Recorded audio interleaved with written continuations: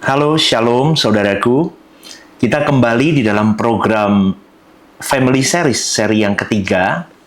Ini ada yang bertanya kepada saya, masuk dua pertanyaan saudaraku. Yang pertama, Pastor, anak saya seorang perempuan sudah usia 12 tahun. Apakah masih boleh jika tidur malam bersama dengan orang tua?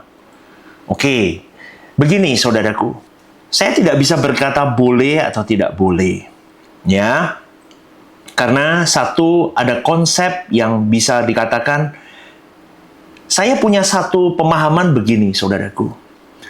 Semasa anak-anak ini belum sampai dalam arti mereka nanti meninggalkan kota tempat mereka lahir, misalnya mereka kuliah atau sebagainya.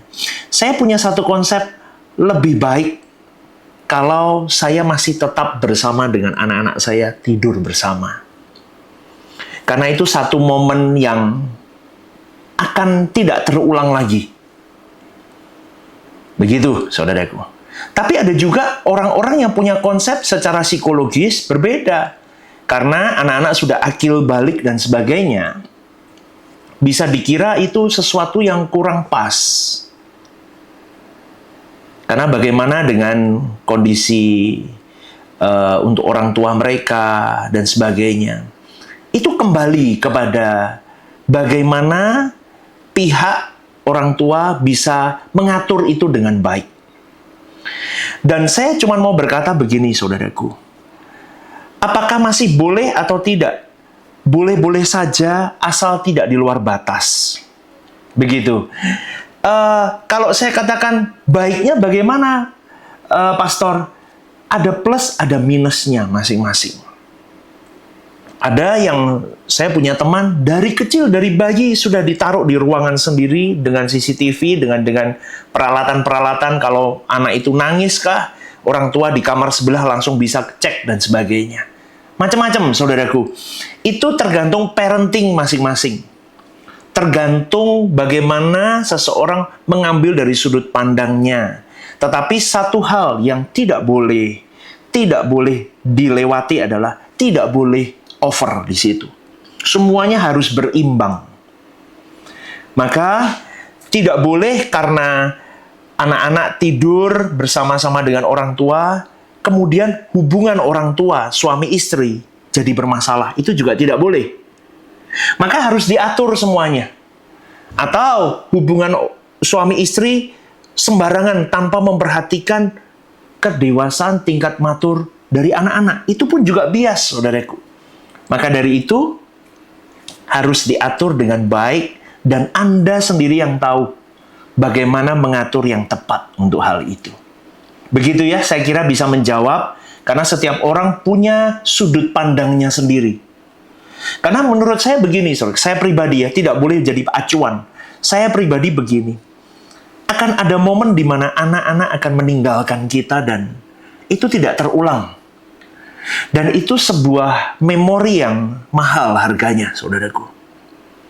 Maka kalau saat ini kondisi kami, saya sekeluarga, saya masih anak saya yang besar usia 12 tahun juga. Kami masih tidur bersama. Tapi saya punya batasan-batasan untuk mengatur itu sendiri.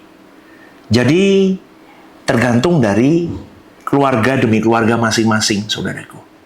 Oke, kita lanjut di dalam pertanyaan yang kedua. Shalom, Pastor. Kami pasangan suami istri sudah 13 tahun menikah dan belum diberikan momongan.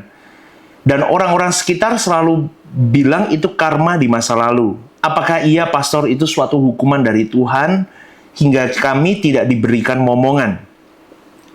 Jika tidak, apa yang harus saya lakukan ketika ada suara pembisik yang menjatuhkan mental istri saya? Begini, saudaraku, Tuhan itu tidak pernah merekakan yang buruk atas hidup kita. Amin dulu nggak? Kita harus percaya dulu, Tuhan tidak pernah mereka-rekakan yang buruk dalam hidup kita. Jadi jangan pernah curigai Tuhan. Nah ini loh, mental yang selalu curiga dengan Tuhan itu yang bahaya.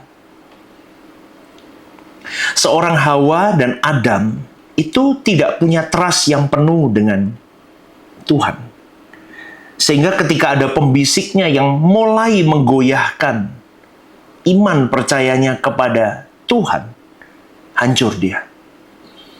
Tuhan tidak pernah merekakan yang buruk. Kalau hari ini Anda belum diberi momongan oleh Tuhan, bukan berarti Tuhan kejam. Tidak, saudaraku. Yang pertama yang harus dicek adalah, apakah kalian selama ini sudah menjaga kesehatan atau belum? Kalian sudah menjaga pola makan, pola tidur, semuanya. Itu yang mempengaruhi kesehatan tubuhmu. Yang mempengaruhi kualitas dari reproduksi kalian. Semisal, oke, kalaupun saya sudah lakukan itu semua, pastor, terus gimana? Anda sudah cek belum dengan kondisi tubuh kalian masing-masing? Dari kualitas, dari kualitas sperma, dari kualitas rahim dan kandungan, semua dicek. Minta saran ke dokter. Ada masalahnya di mana?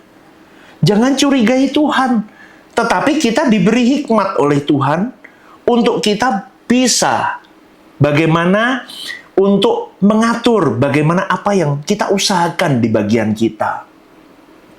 Tetapi di samping kita berusaha maksimal, kita harus serahkan ini ke tangan Tuhan. Bagian kita lakukan yang terbaik.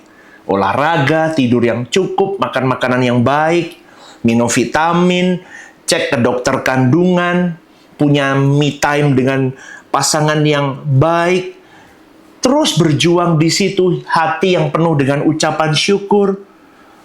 Di sisi lain, serahkan ke Tuhan. Kalau Tuhan memberi, puji Tuhan. Tuhan tidak memberi pun, puji Tuhan. Itu respon yang saya kira yang memang boleh saya katakan tidak ngatur Tuhan, saudaraku. Respon yang bisa berkata, kehendak-Mu yang jadi.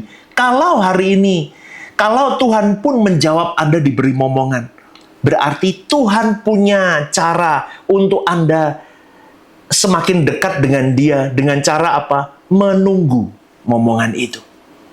Betul nggak, saudaraku? Menunggu itu adalah di mana Anda diajak oleh Tuhan untuk semakin dekat dengan Tuhan. Semakin mengandalkan Tuhan. Semakin tidak fokusnya kepada ingin dijawab momongan dengan momongan itu. Tetapi Tuhan ingin memproses Anda dengan kalimat begini. Nak, serahkan imanmu kepadaku. Serahkan percayamu kepadaku. Semakin kita merajut sama Tuhan. Oke, yang kedua. Kalaupun Tuhan berkata tidak, Tuhan sedang merenda hidupmu dan pasanganmu untuk semakin melekat kepada Tuhan dan tidak mencurigai Tuhan dan tidak berpikir bahwa Tuhan itu jahat. Dan poin yang kedua, Anda harus mencari apa yang Tuhan titipkan melalui Anda tidak memiliki momongan itu. Pasti ada tugas Tuhan yang lain. Mungkin Anda dijadikan orang tua rohani.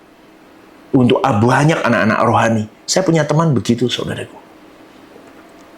Jadi saya kira, mau punya anak, mau tidak punya anak, mau disuruh menunggu, mau berapa lama, mau tidak diberi, mau diberi langsung, itu doesn't matter. Itu bukan masalah. Yang paling menjadi masalah di dalam pertanyaan Anda ini adalah, kenapa Anda masih mencurigai Tuhanmu?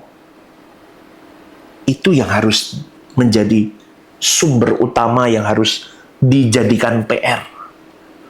Ketika pembisik-pembisik itu masuk ke telinga Anda, kalau Anda punya kepercayaan kepada Tuhan yang kuat, mau punya anak, nggak punya anak, mau terlambat punya anak,